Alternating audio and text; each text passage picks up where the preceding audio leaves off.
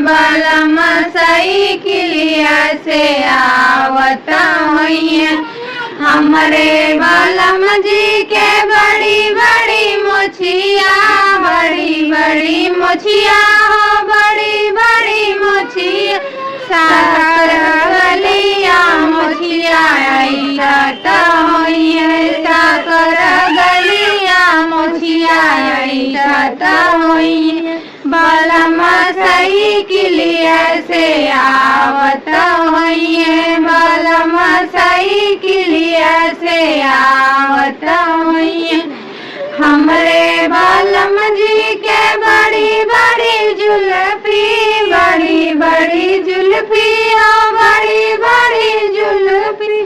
साकर गलिया जुल्फी जारत होइए, साकर गलिया जुल्फी जारत होइए।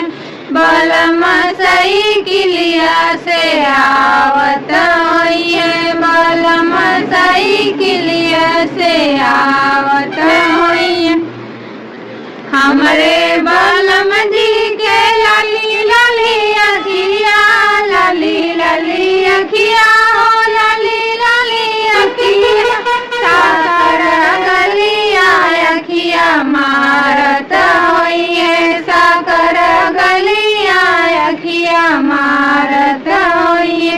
बलम साइकिलिया से आवत होइए, बलम साइकिलिया से आवत